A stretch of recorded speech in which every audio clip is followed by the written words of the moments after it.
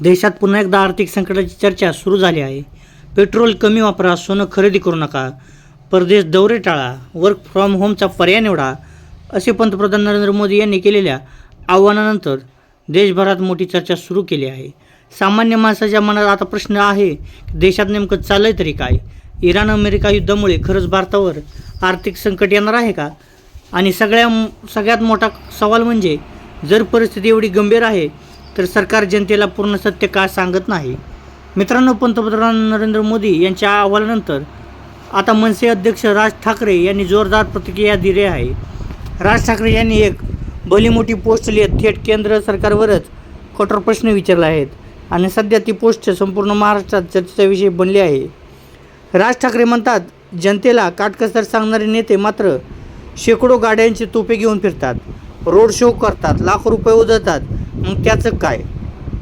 मित्रांनो, राज ठाकरे यांनी थेट प्रश्न विचारला की जर पेट्रोल डिझेल इतकं महाग आणि गंभीर विषय आहे तर मग निवडणुकांमध्ये हजारो गाड्यांचे तोफे का फिरवले जातात? मोठमोठे रोड शो का होतात? देशभरात सभा मेळावे प्रचारासाठी कोट्यावधी लिटर इंधन जाळलं जातं, तेव्हा काटकसर आठवत नाही का? राज ठाकरे यांनी त्यांच्या पोस्टमध्ये जुने काळही आठवले. ते म्हणाले, 2008, 11, 13 अशा काळातही आंतरराष्ट्रीय बाजारात कच्च्या तेलाचे भाव प्रचंड वाढले होते. त्यावेळी मनमोहन सिंग पंतप्रधान होते, पण त्यांनी कधी जनतेला सोनं खरेदी करू नका किंवा परदेशात जाऊ नका असं आवाहन केलं नव्हतं. मग आता अचानक अशी परिस्थिती का निर्माण झाली? हा प्रश्न आता सर्वसामान्य लोकही विचारू लागले आहेत. मित्रांनो, राज ठाकरे यांनी अर्थव्यवस्थेवरही मोठं भाष्य केलं आहे. ते म्हणाले, जेव्हा कच्चा तेलाचा भाव $60 ते $65 होता तेव्हाही जनतेला महाग पेट्रोल विकलं गेलं. मग त्या काळात सरकारने ते लाखो कोटी रुपये कमावले, ते पैसे नेमके कुठे गेले? हा प्रश्न आता चर्चेचा विषय बनला आहे. राज ठाकरे यांनी रेवडी संस्कृतीवरही टीका केली. ते म्हणाले, निवडणुकांमध्ये योजना वाटल्या जातात, मोफत सुविधा दिल्या जातात, पण त्याचा भार शेवटी सामान्य जनतेवरच पडतो. महाराष्ट्रातील लाडकी बहीण योजनेचाही त्यांनी उल्लेख केला.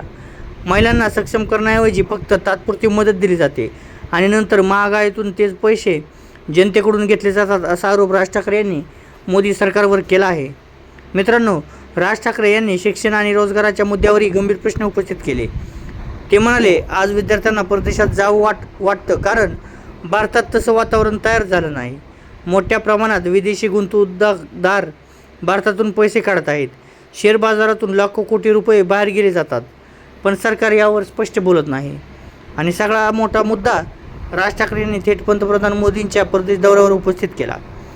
ते म्हणाले, जनतेला परदेशात जाऊ नका सांगायचं आणि स्वतः मात्र 5 देशांच्या दौऱ्यावर जायचं.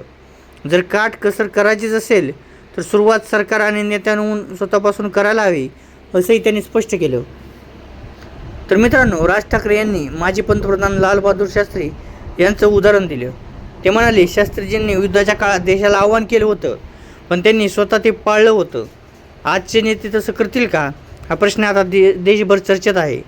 राज ठाकरे यांनी आणखी एक गंभीर मुद्दा उपस्थित केला. ते म्हणाले, देशाची अर्थव्यवस्था वरून मजबूत दिसते, पण आतून कमकुवत होत चालली आहे. रुपयांचं अवमूल्यन वाढतं आहे. रिझर्व्ह बँकेचे गव्हर्नर राजीनामे देतात, पण सरकार स्पष्ट उत्तर देत नाही. मित्रांनो, सध्या सोन्याच्या बाजारात चिंता आहे. कारगीर, दुकानदार, व्यापारी सगळे घाबरलेले आहेत.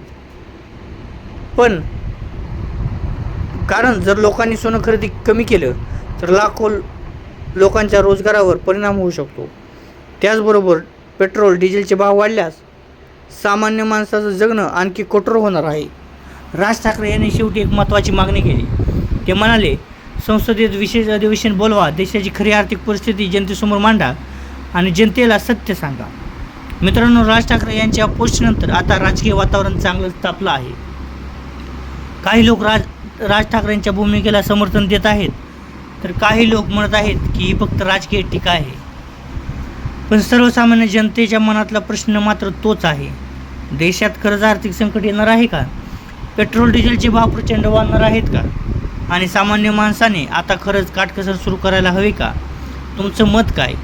राज ठाकरे यांनी उपस्थित केलेले प्रश्न योग्य आहेत का? आणि सरकारने या सगळ्यावर स्पष्ट उत्तर द्यायला हवं का? तुमचं मत कमेंटमध्ये एकदा नक्की सांगा. आणि अशाच मोठ्या राजकीय घडामोडीचे सविस्तर विश्लेषण पाहण्यासाठी आपल्या मराठी भूमी चॅनेलला सबस्क्राईब करायला मात्र विसरू नका. धन्यवाद. जय महाराष्ट्र.